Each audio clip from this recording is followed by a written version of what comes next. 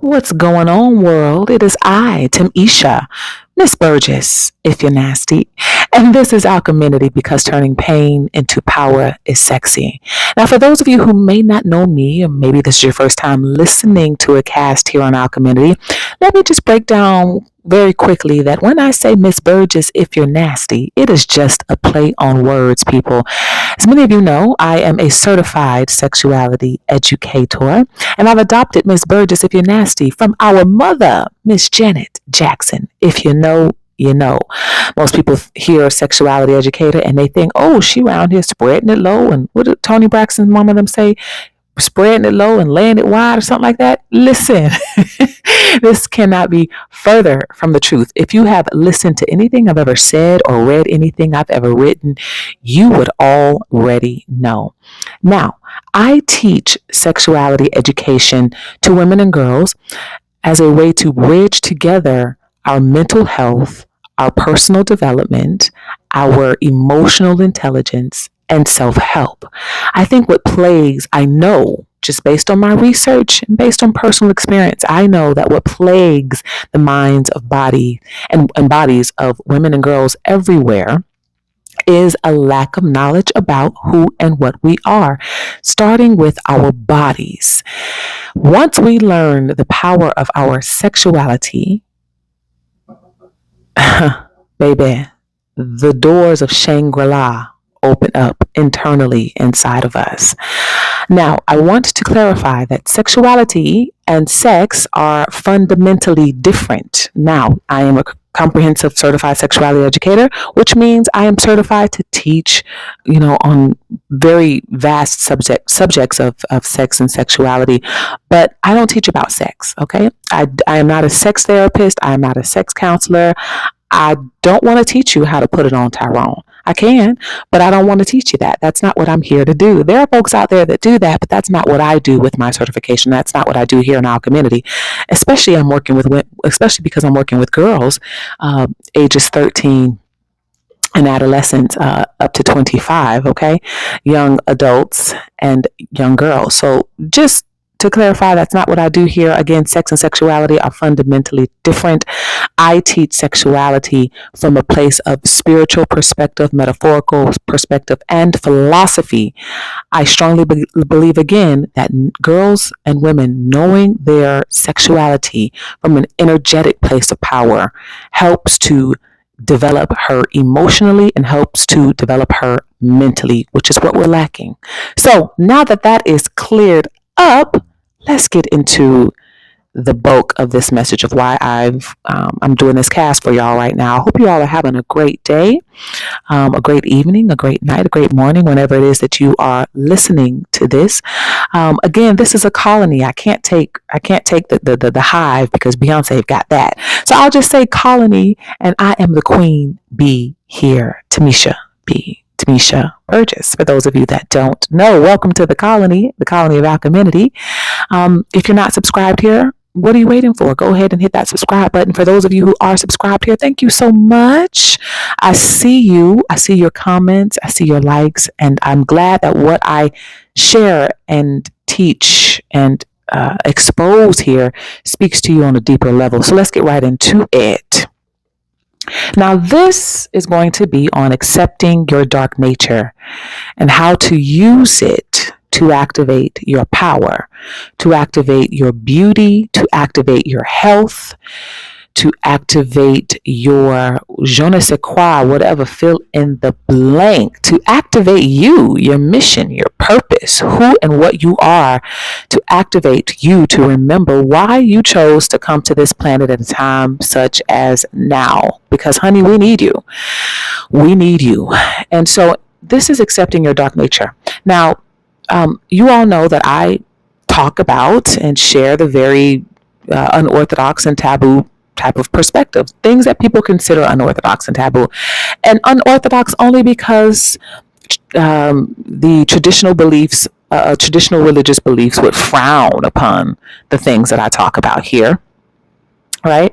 And and taboo because I intertwine sexuality education, right? The stuff you must never say, you must never name. Shh, we don't say those things. Well, I say those things, right? That's what I'm here to do.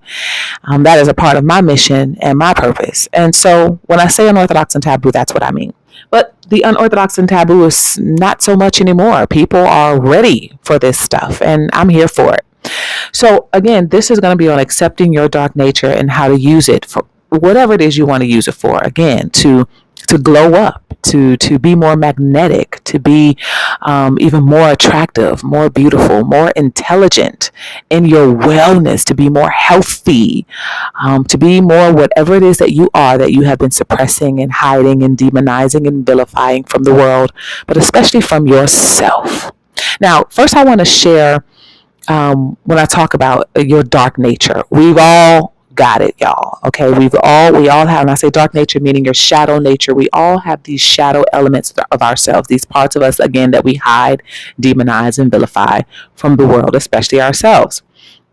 And I want to go into talking about some of my traits that I uncovered when I took the Dark Night of the Soul journey. You all know I talk about the Dark Night of the Soul Odyssey and how it is imperative for you to take this journey when you are a chosen one. It's imperative that you take this journey. A lot of you have already been called to take this journey, are probably on it right now. But this is a journey for those of us who have very particular missions in this world, on this planet, in this dimension. And so when you take this odyssey into the shadow parts of yourself, meaning you descend down into the darkness of you, meaning you descend down into your hell, into your internal hell, and take back the keys, right? And set yourself free, you are also setting free parts of yourself that you have kept locked away. These parts of you which people would consider demonic, right? When you think about the story of let's just think about it from a Christianity standpoint. The story of Jesus, the character of Jesus, right? I'm not Christian. I am not a religious person, but this is what my mind is going to. The story where he went down into hell and set the captives free and took back the keys and all this kind of stuff. Well, this is what we do when you're on the Dark Night of the Soul journey. You embody this Christ consciousness, the Allah consciousness. You also embody whatever name you want to give spiritual conquests. We are all of it, all at the same time. We are all angels and demons. We are all heaven and hell. We are yin and yang, dark and light, sun and moon. We are that all at the same time. And a lot of our own demise and suffering comes from suppressing the shadow parts of ourselves. Now, don't get it twisted. I'm not talking about unleashing shadow parts of yourself where it tells you, oh, go and kill somebody just because you feel like it. That's not what this is. A lot of people get this stuff twisted. They're like, oh, she's saying unleash this part of yourself. That means I can go and that means you could go and hurt children and sodomize children and sodomize animals and all this kind of crap. Don't you effing dare. Okay, if you're on this journey of an activated one, you know that is not that type of conversation. And if that is what comes up for you in your mind, then you've got a lot more work to do in yourself before you listen here on our community. That means this path is not for you. Go and do work on yourself and then come back. Okay. So for those of you on this particular journey, going down into the hell of you and grabbing the keys and setting your demons free means setting the parts of you free, again, that you've kept suppressed and hidden. Now, let's go into these characteristics of the parts of yourself that you may keep hidden. Let me talk about some of the things that I discovered about myself in my shadow, in my hell, that I have learned to integrate into my day-to-day life, that I've learned to integrate in order to not just set me free internally, but to protect me. When you go down into the hell and shadow parts of yourself, to unleash parts of yourself, you go down there to unleash a power inside of you that's been lying dormant, that's been asleep. And if you look around at your life, before these powers were awakened you could probably look around at your life and see how many times you have been betrayed or mocked or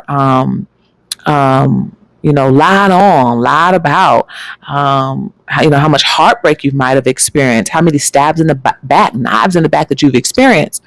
When you go on this journey, the work is to awaken these powers in yourself so that you have the spirit to discern, who's for you, who isn't for you, where you should be in life, where you should go, who you should allow in, what you shouldn't, people, places, and things.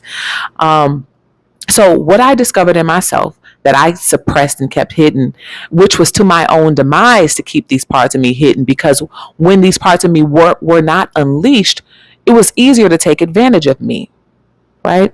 It was easier to manipulate me, because there were parts of me that would protect me, or parts of me that were discerning that were not awake because they were hidden in the shadows of me, right? For example, somebody crosses the line with you, you didn't know how to not only rebuttal, but respond. You didn't know how to protect yourself. You didn't know how to remove yourself out of toxic situations, relationships, friendships, situationships, because you didn't have the language to do it. You didn't have the guts to do it. For my fellas, you didn't have the balls to do it. For my females, you didn't have the pussy power to do it, right? Because these parts of you were locked away. So on my journey through the Dark Night of the Soul Odyssey, my shadow traits that I kept hidden, that we were also taught to keep hidden too, right? Especially as women and girls, you're taught to be overly humble, to be overly submissive, to be overly docile, to not ask questions. Somebody offends you, you allow them to do it, and you allow them to do it over and over again. So the traits in me that I not only uncovered but have unleashed, and now I use to my advantage. One of them, and I'm going to go only through three of them because there can be so many, right? But one is possessiveness. Possessiveness, right? This would be considered something bad to certain folks. In relationships, and I'm possessive, right? I know that now, and I accept that now, that I am possessive in relationships. Now, possessiveness and jealousy are two different things. I was able to discern that it was possessiveness and not jealousy, because jealousy would mean would look like you're pissed off because somebody's looking at your man, right? Or somebody else wants your man, or whatever else. You don't want nobody looking at him. That's jealousy. As a matter of fact, that's more of a mental illness than anything, but that would be a form of jealousy, right? And then want anybody talking to him, somebody of the opposite sex, another, don't want another woman talking to him. That would be jealousy. That's, that is, to me, a brokenness inside of the person that they really need to work on and really need to heal. My trait was possessiveness, meaning I don't want to share. Okay. Meaning this is mine, all mine. It's like my favorite piece of chocolate. And those of you that know me, I love chocolate. Okay. White chocolate too. Hello. So possessiveness is one of my traits. And this was something that I used to try to suppress and hide from somebody that I was with. And when a bit of it would come up, the other person may have interpreted it as jealousy, but emotional intelligence and evolution and learning yourself and learning different things about yourself and the world around you, I learned that it was possessiveness. I liked when other women looked at the person I was with, because you know what that says? That says that I got a fine ass man with me, right? That wants me. And so I actually found it a turn on when that would happen. And as a matter of fact, a person that I shared a lot of years with loved it when other men looked at me, because to him that was like brushing his shoulders off, right? Yeah, I got a fine one, I got a bad one, I got a nice one, right? So it was almost a game to an extent. So possessiveness was one of those traits that I suppressed. So now how I am able to use this and activate this as something that helps me and not harm me is I'm very open with the person who's pursuing me romantically. When people ask me questions, I try to be as transparent as possible. But one of those things is disclosing that. I disclose that, hey, I'm not a jealous person. I'm very fine with you talking to other women in public and things like that. As long as I know who they are, right? You have women friends, then she got to be my friend too. Right? She can't just be calling the house and talking to you. That's not gonna work. It's not a jealousy, right?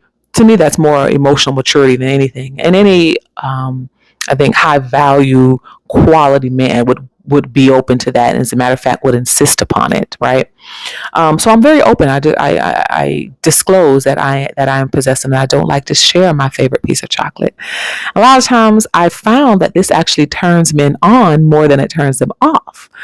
And I used to think the opposite. I used to think, oh wow, if they knew, then they probably think, bad of me or think negative.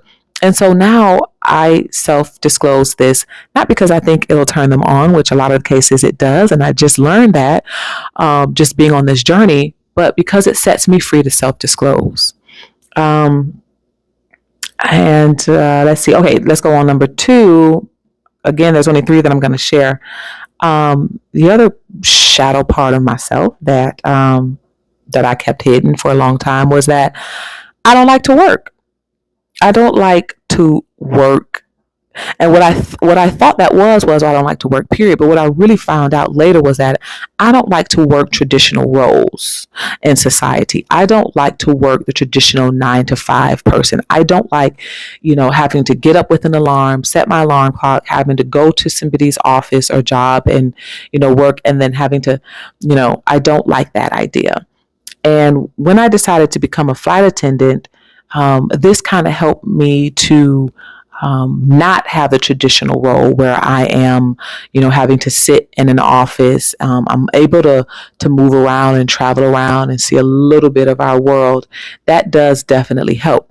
But just straight up speaking, y'all, I don't like working. And so what has been really important to me that I'm still working on, yes, I'm a flight attendant. This isn't something that I plan to do forever. It was something because I needed some income. I needed some consistent income. But it still is very much like working. It still is working, right? It still is a job where you are working for someone. And honestly, I don't like working for other people. And so I thought that would translate as me, being unappreciative of work. Not me. I thought that would translate to me not wanting to be a contributor in society. I thought that would translate to me seeming lazy or some sort of speak. Because people say, "Oh, you're a Taurus. You're lazy." What it really is we don't like to do what we don't want to do. And these are parts of myself that I suppressed for a very long time that negatively affected my mental health and my emotional well-being. And so how I've been able to activate this to work for me as opposed to against me, and that I'm still working on, is, starting my own business, right? Creating a book, creating things from my own womb, from my own hands that could help other people. Number one, I wanted to do things that helped people, that helped to awaken people to their power and purpose, just like I awakened myself to mine, but being able to earn a living from that as well. And,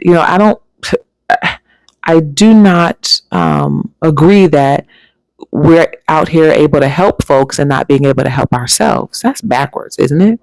And so, okay, although I don't like to work for other people, I can create from my own womb.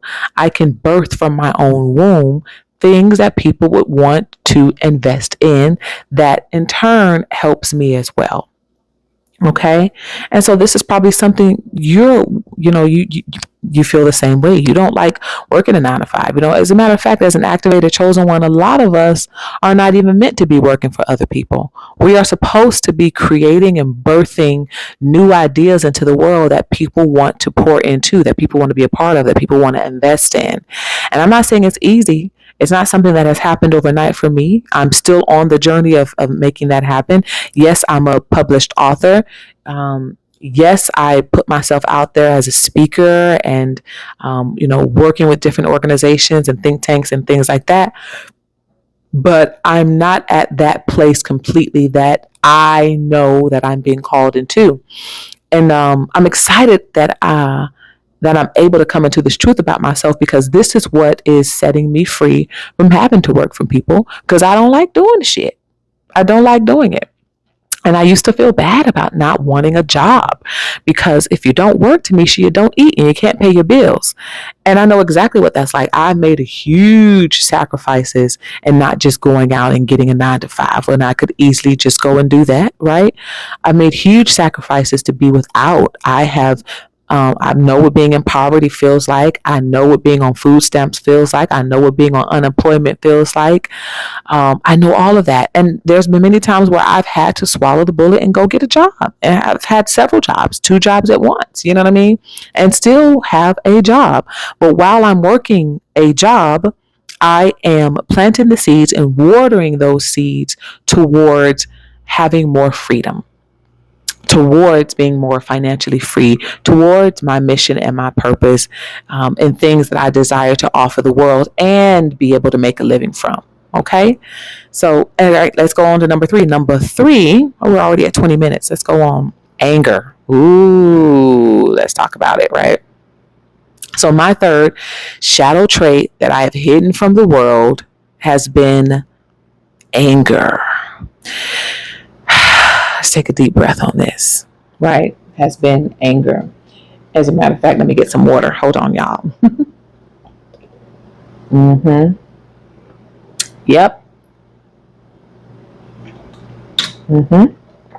This has been another major one because all my life, I was seen as like kind of the mother hen of my friendship groups. Even now, I don't have a large friendship circle. I keep my circle very small, but the ones that are in my circle, they come to me for advice. They ask my insight. They always, when we do speak, they always say things like, "Oh, you're such an inspiration. You're such a motivation. You really help me." And I love to hear it. It blesses my soul to hear it. I'm so glad that what I say and what I talk about, helps to uplift people. And here's the amazing thing.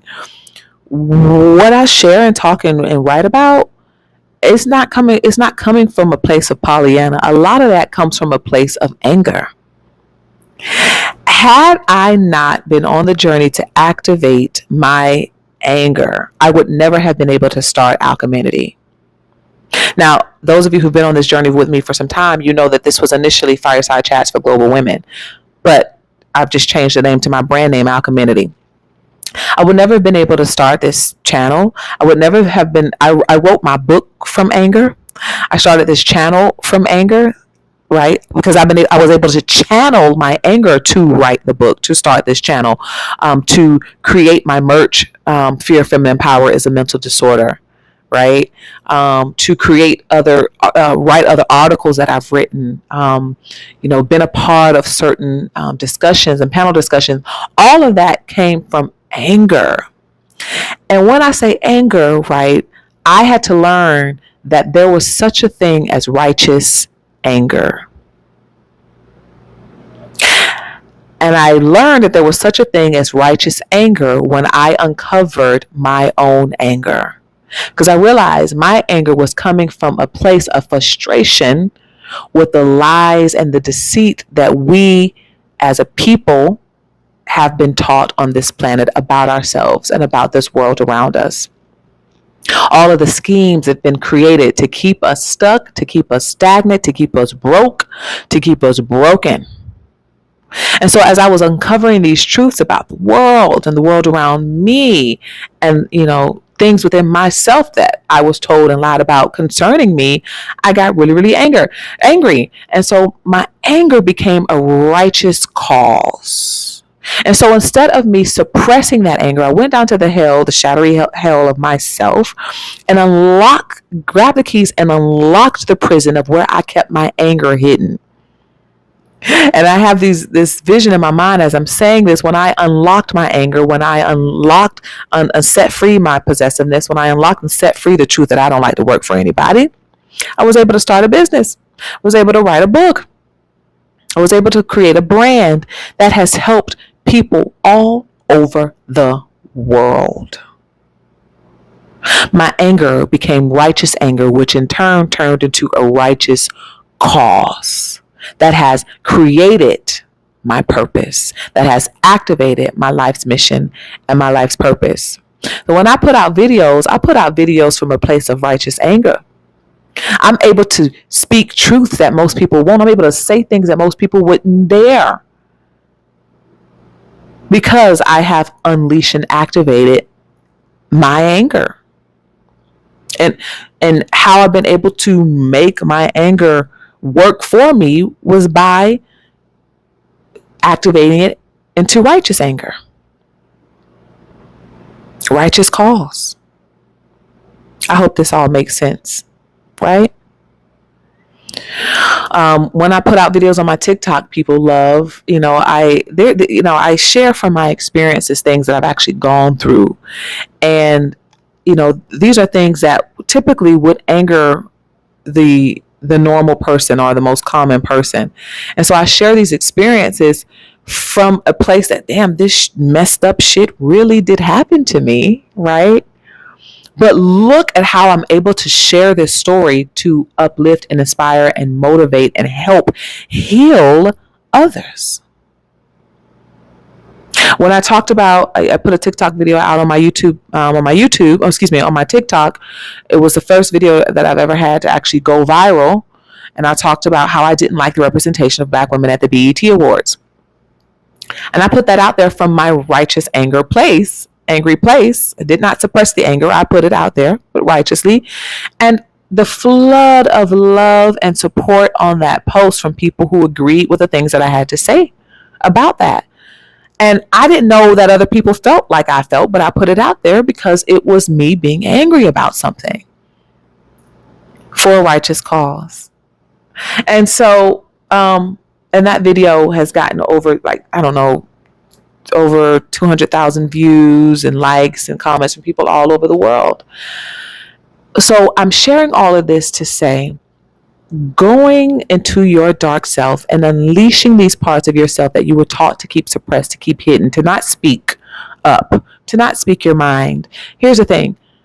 When you are on this journey, you learn emotional intelligence. So you will discern when is the time to speak up and to say something. You will know when the time is right to not bite your tongue in a certain situation. You will know when. You're not just out here going off and lashing out at people. That's not righteous. Okay, that's messy. That's not righteous. That's a mental illness. That's not righteous. That's a person that needs to go heal and do some more work on themselves. So you're not out here lashing out. You are speaking, doing, creating, building, birthing, innovating from a place that has been refined in the darkness and through the darkness. So this video has gone long enough. Oh my God, almost 30 minutes, 27 minutes. So I'm going to go ahead and end this here. This, again, is how to accept your dark nature and use it for your wellness, for your rise, for you to thrive, for your beauty, for your intelligence. Okay. Oh, another part of me, here's the last one I'll add in there. Another dark nature that I suppressed was vanity. Right? I really, really wanted to not come off as vain all of my life. I didn't want people to think that I thought that I was all that. When you go on this journey to activate your power and who and what you are, you realize that other people's opinions of you have nothing to do with you. And what I had to realize was, if other people thought that I was all that, then it must have been true that I actually am all that. And when I say all that, meaning I am a reflection of the work that other people refuse to do on themselves who have those judgments of me. The part of me that I accept that other people would consider vain would be the fact that I enjoy taking care of myself. I enjoy what I feel like when my skin is glowing, when I'm drinking water, when I'm working out, when my hair is done, when my feet are done. I love it when my teeth are white and sparkly. I love it when I put my lip gloss on just right. I love it when my eyelashes are popping because I'm wearing the best mascara. I love it when I take my makeup off and my skin is still healthy. I love it when my stomach, I'm thick, but I love it when my stomach is a little bit flat. You know what I'm saying? I love it when I'm wearing my dress and it's blowing in the wind. I love going without a bra so I can feel free. I love going without underwear. I love these parts of myself. Are there parts of me and people that are vain? Yes, because vanity teaches you to take care of yourself. But these are parts of me that I suppressed. I didn't want to come off like that. So now, how I use vanity to my power and to my benefit, right, is to show up completely in that. Yeah, yeah. I am all that, not because I'm perfect, but because I was able to make it through some things and not look like what I've been through. You damn right. I'm all that. You damn right I'm taking care of myself with the best way that I can with what I got. You damn right. There's a level of me that is vain. Why? Because I care about my health. I care about my skin. I care about what I look like when I walk out that door. Baby, I could be going to the mailbox. I'm going to put on some lip gloss. And I used to suppress these parts of myself, right? My vanity keeps me healthy. My vanity teaches me how to take care of my wellness, of my well-being, of my body, of my skin, of my organs, of my blood, of my bones. My vanity gets me up to want to work out and go stretch, right? So that I can be completely functional in my body. These are things I used to try to suppress. So now, baby, when that wind blows, I let it blow through my tracks. Yes, my lip gloss is going to be popping. Yes. So that's it. That's all. I'm going to end this now. I can't believe it's been 30 minutes. I hope this resonates with you all on a deeper level. For those of you who are on this journey, go into your shadow selves and unleash those parts of yourself that have made other people around you uncomfortable, not just because you're trying to make them uncomfortable, but because this is your mission and purpose to activate your superpowers in this life, to activate why you've come here, to remember all of who you are and what you are and why you've come here. It is necessary for you to be angry in certain situations. It is necessary for you to also have, people always talk about ego. They got an ego. You're supposed to have an ego. An ego is what saves your life when you're trying to run from a damn bear in the woods. Okay? Ego says, get your ass up and run. Vanity says, take care of yourself. Anger says, defend yourself when absolutely necessary. So we're going to end it right here. Thank you for being subscribed here in our community, because turning pain into power is sexy. For those of you who haven't, go ahead and hit that subscribe button. What are you waiting for? All right. Like this video, share this video. Make sure you comment as well in the comment section. I love to hear from y'all. To get in touch with me, get all that information in the description box. If you like what I'm sharing here and want this to continue, please donate. I can appreciate some donations. Okay. That information and where you can donate is in the description box as well. And get your book, Activate Unorthodox Philosophies That Explore Anxiety, Depression, and Suicidal Thoughts as Symptoms of Suppressed Superpower. You can get your copy in paperback or ebook on Amazon, or you can order directly from me and I can inscribe and sign it for you, put my energy on it, and send it to you. Okay. Also, make sure to get your merch. Fear of Feminine Power is a mental disorder. You can get all this on my website, TimméshaBurgess.com. Excuse me, TimméshaBurgess.com. And I'll speak to y'all in the next cast. Ciao for now. Mwah.